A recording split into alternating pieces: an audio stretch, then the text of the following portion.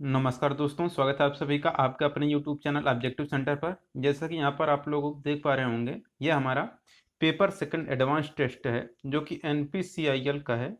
और आपको पता होगा कि जो आप लोगों ने फर्स्ट पेपर दिया है, जो आपका प्री टेस्ट था, वो सेम इसी तरह से जैसे आपका NPCIL में आया हुआ था, सेम उसी तरह से आपका न्यूक्लियर फ्यूल कॉम्प्लेक्स में भी आया था। और जैसे ही आपका NPCIL का ये सेकंड पेपर है एडवांस टेस्ट, सेम इसी तरह से आपका न्यूक्लियर फ्यूल कॉम्प्लेक्स में भी आएगा। IGCAR का अगर आप लोग तैयारी कर रहे हैं तो उसी तरह इसका भी पेपर है और उसी तरह इसमें पूछा भी जाएगा IGCAR में भी। और अगर आप बाइक का तैयारी कर रहे हैं तो उसमें भी जो आपका सेकंड स्टेज वाला जो एडवांस टेस्ट होगा, सेम इसी पैटर्न पर होगा। और ये जो पेपर है ये हमारा फिटर ट्रेड वालों के लिए है।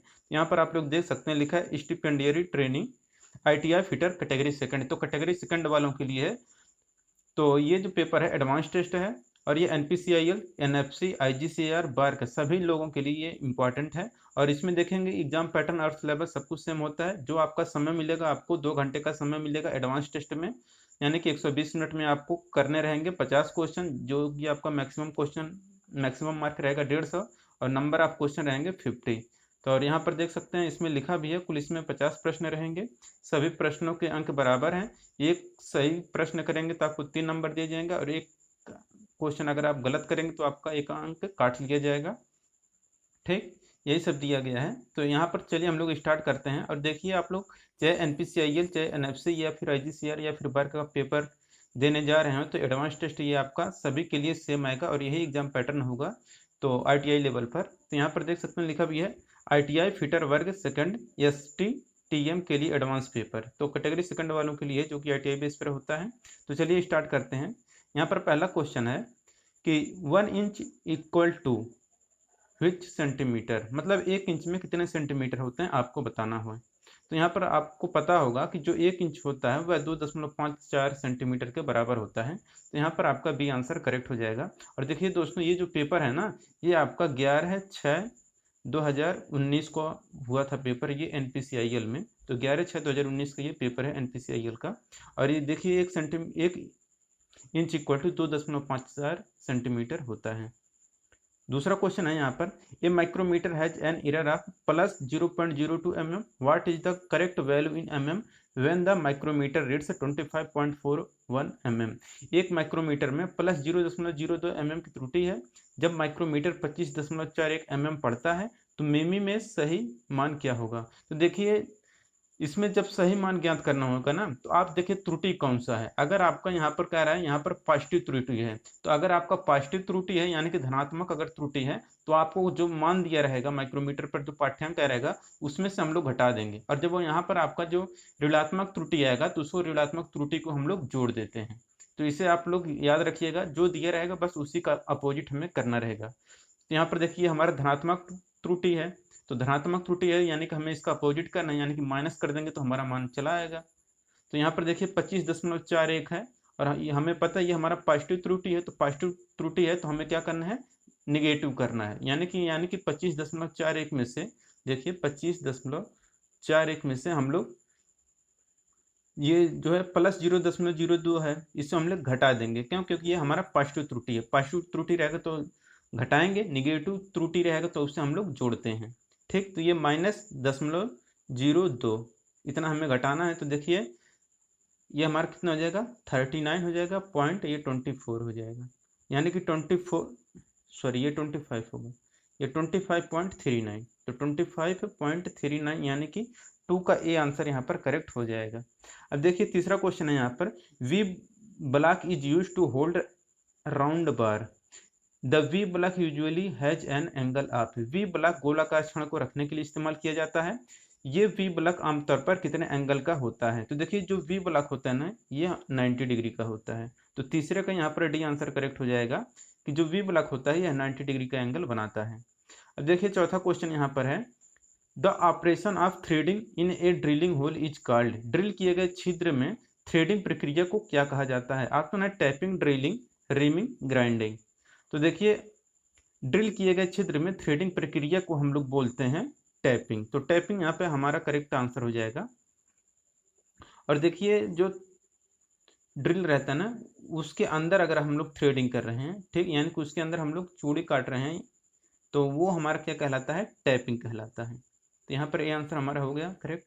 पांचवा यहाँ पर देखिए क्वेश्चन कह रहा है कि while grinding one must use, grinding के समय निम्न में से किसका उपयोग करना चाहिए। ऑप्शन है डार्क ग्लास स्क्रीन, यानी कि डार्क शीशे की स्क्रीन, बी है safety goggles, welding helmet, sun glass. देखिए जो ग्राइंडिंग करते हैं हम लोग, उस समय हमें क्या करना चाहिए, अपने आंखों की सुरक्षा के लिए हमें सेफ्टी गॉगल्स यानी कि सेफ्टी चश्मा हमें पहनना चाहिए।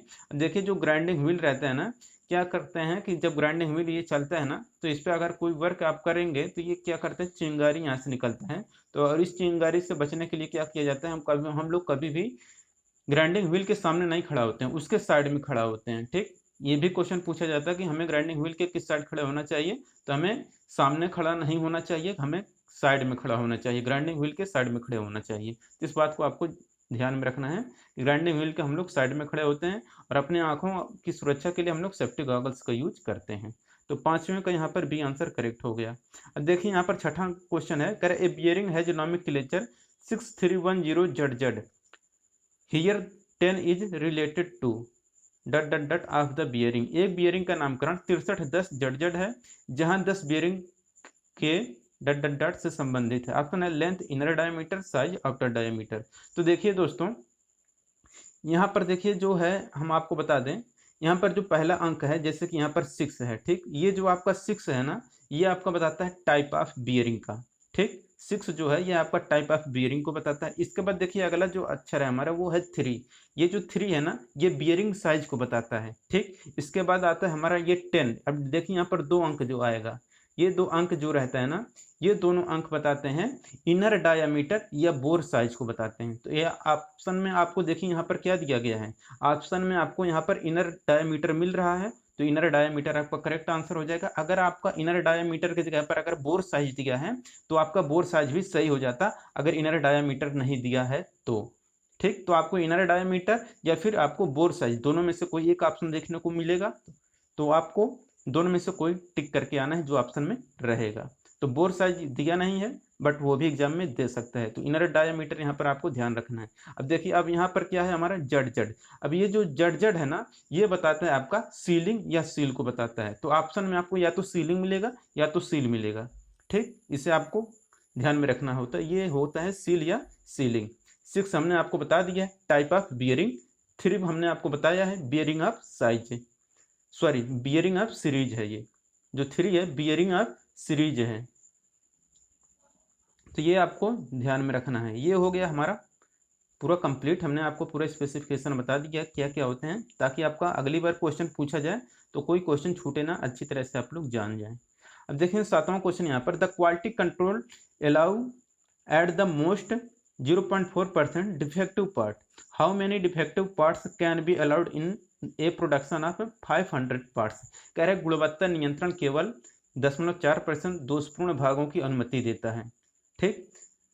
500 भागों में उत्पादन में कितने दोषपूर्ण भागों की अनुमति दी जा सकती है। तो देखिए कह रहा है कि यहाँ पर 0.4% आपका त्रुटि होगा। आप कोई भी प्रोडक्ट बनाइए, ठीक, उसमें जो आपका डिफेक्टिव पार्ट रहेंगे वो आपके 0.4% रहेंगे। तो अगर हमने 500 अगर पार्ट बनाया है, इसमें डिफेक्टिव पार्ट कितने होंगे, इसमें भी हमारे 0.4%। तो 0.4% मतलब 0.4/100, ठीक, यही होगा। अब यहाँ से हम लोग काट देंगे, डबल जीरो से यहाँ पर 2 जीरो कट जाएगा, इसका बाद बचेगा क्या, 5 गुणे 0.4, तो 5 चौक का 20 हो जाएगा। अब दशमलव लगेगा तो हमारा ये हमारा कितना आ जाएगा, 2 आ जाएगा।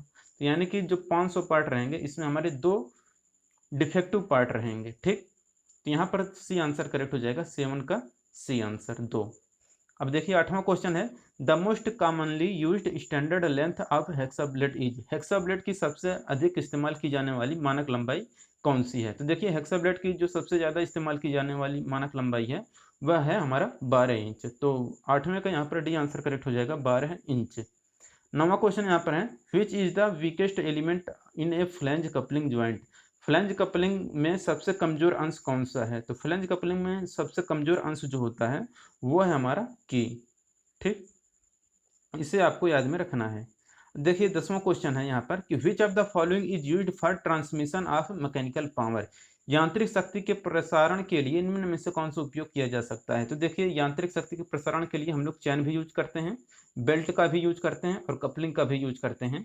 ठीक, तो ये हो गया हमारा ऑप्शन नंबर डी करेक्ट हो जाएगा, all of these. All of these यहाँ पर करेक्ट आंसर हो जाएगा। अब देखिए 11 नंबर का क्वेश्चन है, rust is form from reaction of iron and which, यानी कि लोहे और किससे की प्रक्रिया से जंग बनता है। तो आपको भी पता होगा जो हमारे जंग बनता है यह लोहा और ऑक्सीजन ये दोनों मिलकर क्या करते हैं, जंग बनाते हैं। तो लोहा और ऑक्सीजन की प्रक्रिया से जंग बनता है। तो 11 का यहाँ पर सी आंसर करेक्ट हो जाएगा।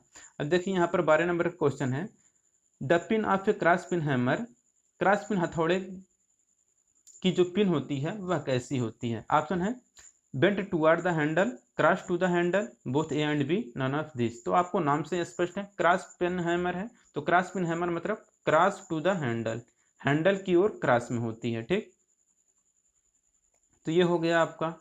देखिए 13 नंबर का क्वेश्चन है, 13 नंबर का क्वेश्चन क्या है, brush is an alloy of, brush मतलब होता है पीतल, तो पीतल किसका मिश्र धातु है? तो आपको पता होगा जो पीतल होता है यह तांबा और जिंक यानी कि कॉपर और जिंक यानी कि तांबा और जस्ते से मिलकर बना होता है। तो 13 के यहाँ पर सी आंसर करेक्ट हो जाएगा। इसको रटने का आसान तरीका है पिताजी।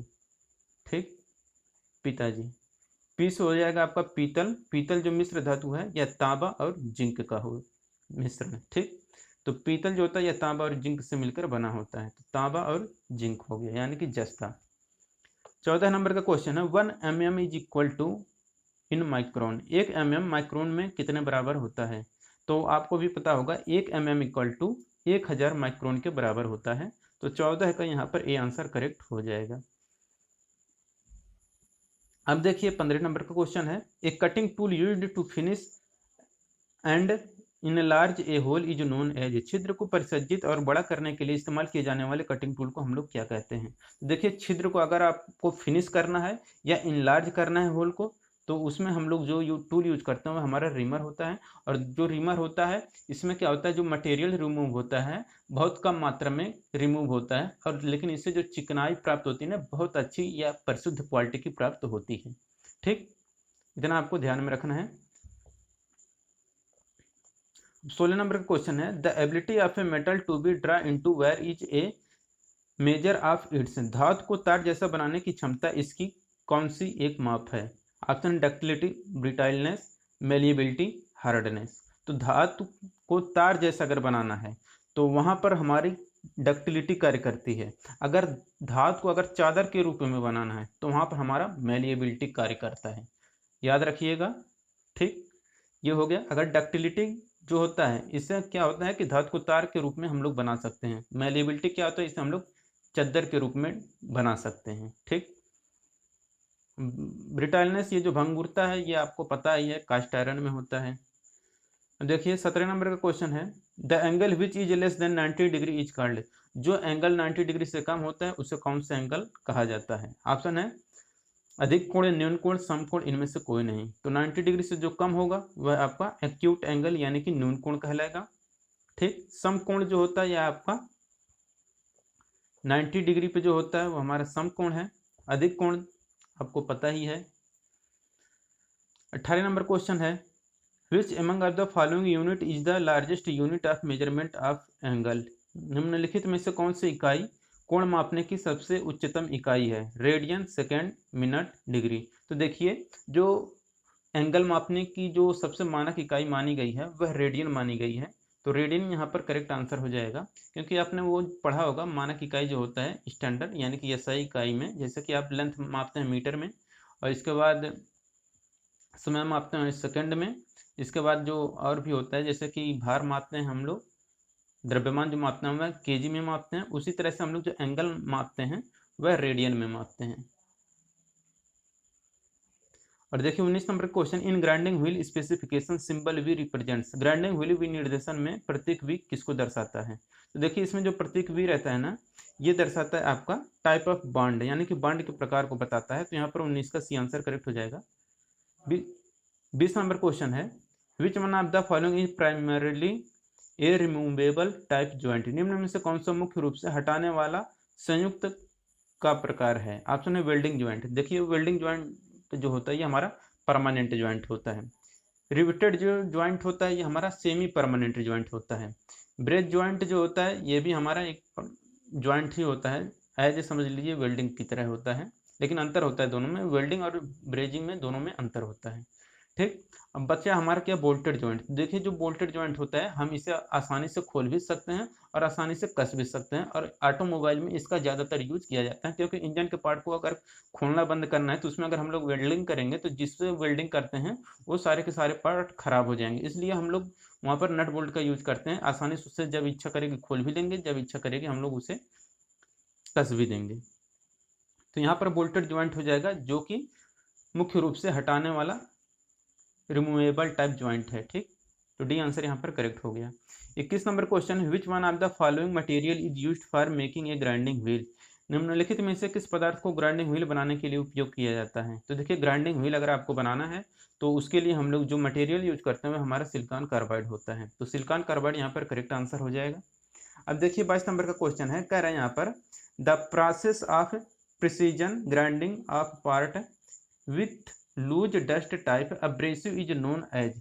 ढीले धूल प्रकार के अपघर्षक से सूक्ष्म ग्राइंडिंग प्रक्रिया को क्या कहा जाता है? ऑप्शन है हॉनिंग, पॉलिशिंग, लैपिंग, बफिंग। तो ढीले धूल प्रकार के अपघर्षक से सूक्ष्म ग्राइंडिंग प्रक्रिया को हम लोग बोलते हैं बफिंग, तो बफिंग यहाँ पर करेक्ट आंसर हो जाएगा ऑप्शन नंबर डी।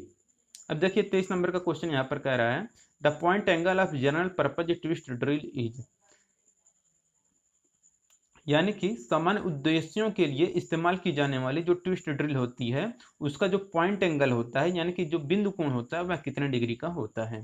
तो देखिए ट्विस्ट ड्रिल का जो पॉइंट एंगल होता है वह 118 डिग्री होता है, तो 118 डिग्री यहाँ पर करेक्ट आंसर हो जाएगा।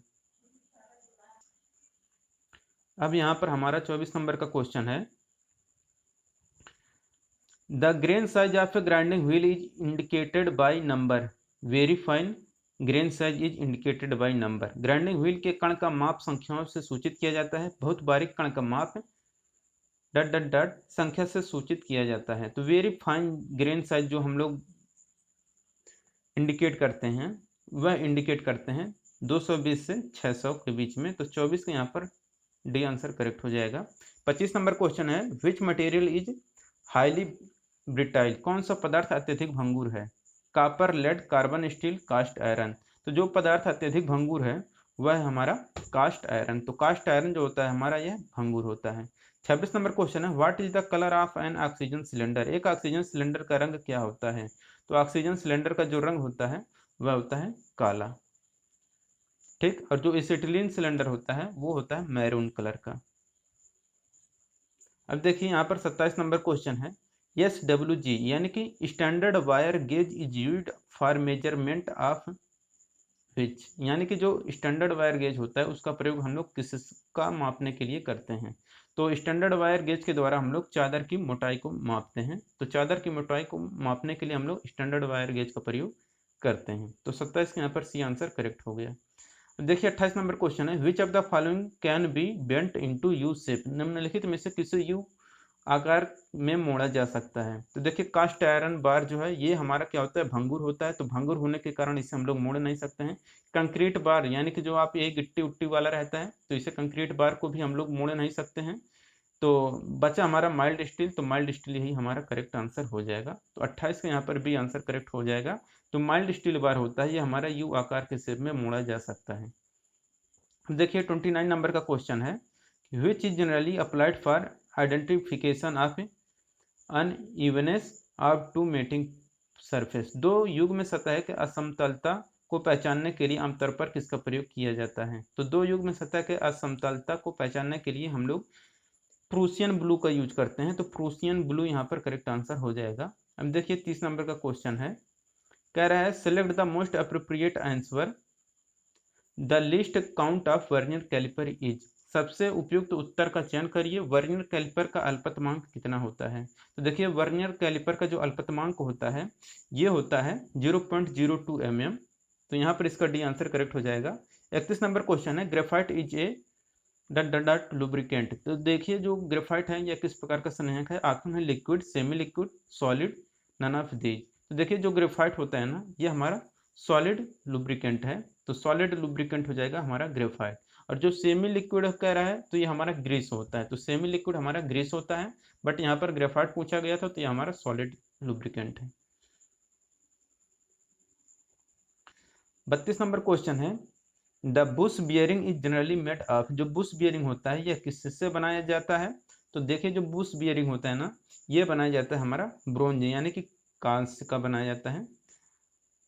तो 32 का यहाँ पर ये आंसर करेक्ट हो जाएगा। अब 33 नंबर क्वेश्चन है, millimetre scale in a micrometer is marked on. एक माइक्रोमीटर में जो मिलीमीटर होता है स्केल होता है उसको कहाँ पर चिन्हित किया जाता है? तो माइक्रोमीटर में जो मिलीमीटर स्केल होता है इसे व्यक्त किया जाता है, इसे जो चिन्हित किया जाता है वह बैरल पर इंगित किया जाता है। तो यहाँ पर डी आंसर करेक्ट हो जाएगा। 34 नंबर क्वेश्चन है, the diameter of a hole is measure by. एक छिद्र का व्यास हम लोग किसके द्वारा मापते हैं? ऑप्शन है depth micrometer, dial gauge, inside micrometer, outside micrometer. तो देखिए छिद्र का व्यास मापने के लिए हम लोग यूज करते हैं इनसाइड माइक्रोमीटर। तो inside micrometer option number C यहाँ पर करेक्ट हो जाएगा कि एक छिद्र का व्यास मापने के लिए हम लोग इनसाइड माइक्रोमीटर का प्रयोग करते हैं। अब देखिए 35 नंबर क्वेश्चन है, list count of bevel protector is. Bevel protector का अल्पतमांक कितना होता है? 1 मिनट, 5 मिनट, 0.5 डिग्री, 1 डिग्री। तो बेवल प्रोटेक्टर का जो अल्पतमांक होता है ये होता है आपका 5 मिनट। यहाँ पर 35 का भी आंसर करेक्ट हो जाएगा, 5 मिनट। अब देखिए 36 नंबर क्वेश्चन है, combination plier are not used for. जो कम्बिनेशन प्लायर होता है उसका प्रयोग हम लोग कहाँ पर नहीं कर सकते हैं? तो देखिए कम्बिनेशन प्लायर जो होता है उससे हम लोग कटिंग भी कर सकते हैं, ट्विस्टिंग भी कर सकते हैं, होल्डिंग भी कर सकते हैं, लेकिन जो हैमरिंग होता है यानी कि चोट मारने का काम हम लोग नहीं कर सकते हैं। यानी कि हैमरिंग यहाँ पर करेक्ट आंसर हो जाएगा कि कम्बिनेशन प्लायर हो, देखिए चाहे कम्बिनेशन प्लायर हो या कोई भी प्लायर हो उसका प्रयोग हम लोग कभी भी हैमरिंग के लिए नहीं करते हैं। ठीक, हैमरिंग के लिए हम लोग नहीं इस्तेमाल करेंगे कम्बिनेशन प्लायर। तो यहाँ पर सी आंसर करेक्ट हो गया। हैमरिंग मतलब होता है समझिए चोट पहुंचाना, चोट पहुंचाने के लिए हम लोग हथौड़े का यूज करते हैं। 37 नंबर क्वेश्चन है, a tape is broken at the surface of the work piece, the broken tape can be removed by using. Work piece की सतह से एक टेप टूट गया है, इस टूटे हुए टेप को किसका उपयोग करके बाहर निकाला जा सकता है? तो देखिए जो टेप एक्सट्रैक्टर होता है ना, टेप निष्कासक, या इसी को हम लोग इंग्लिश में बोलते हैं टेप एक्सट्रैक्टर, इसकी सहायता से हम लोग वर्कपीस की सतह से अगर कोई टेप टूट गया है तो उस टूटे हुए टेप को हम लोग बाहर निकाल सकते हैं। देखिए 38 नंबर क्वेश्चन है, कह रहा है choose most appropriate answer, desirable hardness in a flame file is generally. सबसे उपयुक्त उत्तर को चुनिए, किसी फाइल में वांछनीय कठोरता आमतौर पर कितनी होती है? तो देखिए किसी फाइल में वांछनीय कठोरता जो आमतौर पर होती है वह 60 HRC होती है। तो 60 HRC यहाँ पर करेक्ट आंसर हो जाएगा 38 का बी। 39 नंबर का क्वेश्चन है, which of the following can not be used for locking of A bolt. Bolt को लॉक करने के लिए निम्न में से किसका उपयोग नहीं किया जा सकता है? तो देखिए बोल्ट को अगर लॉक करना है तो हम लोग वायर का भी यूज कर सकते हैं। क्यों? क्योंकि आप लोग बहुत से नट देखे होंगे जो कि आपके फैन में लगता है। वो जो नट रहता है यहाँ पर देखिए, यहाँ पर एक छेद रहता है और उसमें हम लोग क्या करते हैं, एक इस तरह से पिन होती है, इसे हम लोग इसी में लगा के फिर इसको क्या करते हैं, इधर इधर से मोड़ देते हैं। तो देखिए यहाँ पर ये एक तरह का वायर ही रहता है। ठीक, तो वायर भी हम लोग यूज कर सकते हैं बोल्ट को लॉक करने के लिए। डिस्क वाशर, ये जो आपका डिस्क टाइप का वाशर होता है इससे भी हम लोग बोल्ट को लॉक करने के लिए करते हैं, तो ये भी सही है। नट, तो नट ये भी आपका सही है कि हम लोग कसने के लिए इसका यूज कर देते हैं। बचा स्पैनर। अब देखिए स्पैनर की सहायता से हम लोग क्या करते हैं, नट बोल्ट को हम लोग कसते हैं, इसके बाद क्या करते हैं, निकाल लेते हैं। ठीक, क्योंकि स्पैनर कसने का काम कार्य करता है या खोलने का कार्य करता है स्पैनर, तो ये बोल्ट को लॉक करने के लिए इस्तेमाल नहीं किया जाता है। तो स्पैनर यहाँ पर करेक्ट आंसर हो जाएगा। 40 नंबर क्वेश्चन है, it is similar to screw but it has no head and it has thread on both end, centre portion has no thread, it is called. कह रहे एक पेंच के समतुल्य है, इसका कोई सिर नहीं है और इसके दोनों ओर थ्रेड हैं लेकिन मध्य भाग में थ्रेड नहीं है, इसे हम लोग क्या कहते हैं? तो देखिए सबसे पहले हम आपको बता दें फिगर के द्वारा, आपको कुछ इस तरह से आपको एक दिखेगा जो कि आपको सिलेंडर की तरह दिखेगा, छोटा सा होता है नट की तरह। नट बोल्ट की तरह। ठीक, यहाँ पर क्या होगा, ऐसे यहाँ पर चूड़ियाँ कटी रहेंगी दोनों साइड में, लेकिन ये बीच का जो भाग रहेगा ना ये खाली रहेगा। तो ठीक, जो यानी कि दोनों साइड में आपका चूड़ियाँ कटे रहेगा, बीच में का भाग आपका खाली रहेगा, और जो ये फिगर है ये हमारा होता है स्टड का। ठीक, तो स्टड जो होता है इसका जो सिरा होता है, दोनों सिरे पर चूड़ियाँ कटी होती हैं, लेकिन जो मध्य का भाग होता है ये खाली रहता है, तो वो हमारा होता है स्टड। तो स्टड यहाँ पर करेक्ट आंसर हो जाएगा। अब देखिए 41 नंबर क्वेश्चन कह रहा है which is not a lapping compound, निम्न में से कौन सा लैपिंग कंपाउंड नहीं है। ऑप्शन है silicon carbide, aluminium oxide, iron carbide, boron carbide. तो जो लैपिंग कंपाउंड नहीं है वो है हमारा आयरन कार्बाइड। तो आयरन कार्बाइड हमारा लैपिंग कंपाउंड नहीं है, जबकि सिलिकॉन कार्बाइड, एल्युमिनियम ऑक्साइड और बोरान कार्बाइड ये हमारा लैपिंग कंपाउंड है।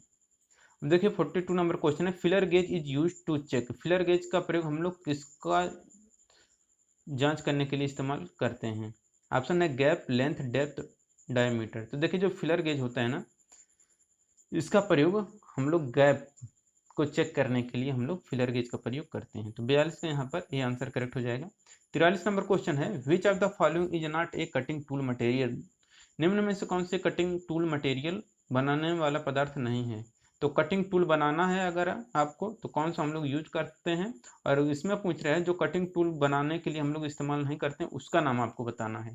तो देखिए हम लोग ये हाई स्पीड स्टील भी कटिंग टूल बनाने के लिए यूज करते हैं, टंगस्टन कार्बाइड भी कटिंग टूल बनाने के लिए यूज करते हैं, सिरेमिक भी कटिंग टूल बनाने के लिए इस्तेमाल करते हैं, जो कि जो राट आयरन मतलब होता है पिटवा लोहा, पिटवा लोहे का प्रयोग हम लोग कभी भी कटिंग टूल बनाने के लिए यूज नहीं करते हैं।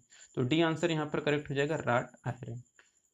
अब देखिए 44 नंबर क्वेश्चन है what is the value of thread angle of metric thread in degree, metric thread में थ्रेड का एंगल कितने डिग्री का होता है। तो मीट्रिक थ्रेड में जो थ्रेड का एंगल होता है वो होता है 60 डिग्री। अब है 45 नंबर का क्वेश्चन, 45 नंबर क्वेश्चन कह रहा है which of the following is not attracted by a magnet, निम्न में से कौन सा पदार्थ चुंबक द्वारा आकर्षित नहीं होता है। तो देखिए जो चुंबक द्वारा आकर्षित नहीं होता है वो रहता है हमारा SS316। तो SS316 यह चुंबक द्वारा आकर्षित नहीं होता है। 46 नंबर क्वेश्चन है गाइड पिन इज कॉल्ड, जो गाइड पिन होता है उससे क्या कहा जाता है। ऑप्शन है dowel pin, hello pin, split pin, tab pin. तो जो गाइड पिन होता है इसे हम लोग डॉवेल पिन के नाम से भी जानते हैं। तो 46 का यहाँ पर ए आंसर करेक्ट हो जाएगा, डॉवेल पिन या गाइड पिन दोनों एक ही चीज है। अब यहाँ पर 47 नंबर क्वेश्चन है stainless steel is generally made from iron and which, यानी कि स्टेनलेस स्टील आमतौर पर लोहे और किससे मिलकर बनाया जाता है। तो देखिए कोई भी स्टेनलेस स्टील है उसमें लोहा तो रहेगा ही रहेगा और इसके साथ क्रोमियम रहेगा। तो स्टेनलेस स्टील जो बनाया जाता है यह लोहा Fe प्लस क्रोमियम, तो लोहा और क्रोमियम से मिलकर बनाया जाता है स्टेनलेस स्टील। अब देखिए यहाँ पर 48 नंबर क्वेश्चन है कह रहा है chemical formula of acetylene is, acetylene का रासायनिक सूत्र क्या है। तो देखिए जो CH4 है ये हमारा मेथेन है, C2H2 जो है यही हमारा एथिलीन है, तो यहाँ पर इसका बी आंसर करेक्ट हो जाएगा। C6H6 ये जो है ये हमारा बेंजीन है, CO जो है ये हमारा कार्बन मोनोऑक्साइड है। ठीक, ये हो गया आपका कंप्लीट। यहाँ पर पूछा गया था एसिटिलीन, एसिटिलीन C2H2। अब देखिए 49 नंबर क्वेश्चन है कह रहा है कन्वर्ट 4/5 इंटू डेसिमल, 4/5 को दशमलव में बदलिए। तो देखिए 4/5 है तो 4/5, अब देखिए 5 8 40, तो यानी कि 0.8 आ जाएगा आपका करेक्ट आंसर। तो ऑप्शन नंबर डी यहाँ पर करेक्ट हो गया। अब 50 नंबर क्वेश्चन है choose most appropriate option, full form of PSI is ... पर स्क्वायर इंच, सबसे उपयुक्त तो विकल्प चुनिए जो PSI का पूर्ण रूप है। तो देखिए PSI का जो फुल फॉर्म होता है पाउंड प्रति वर्ग इंच, यानी कि पाउंड पर स्क्वायर इंच होता है। तो ऑप्शन नंबर ए यहाँ पर करेक्ट हो जाएगा, पाउंड पर स्क्वायर इंच।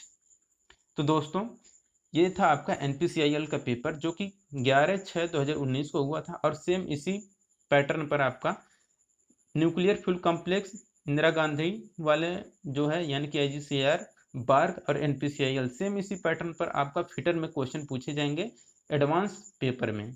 तो अगर ये वीडियो आपको अच्छा लगा हो तो वीडियो को जरूर लाइक करिए और अपने दोस्तों के साथ शेयर करिए। मिलेंगे नेक्स्ट वीडियो में, थैंक यू।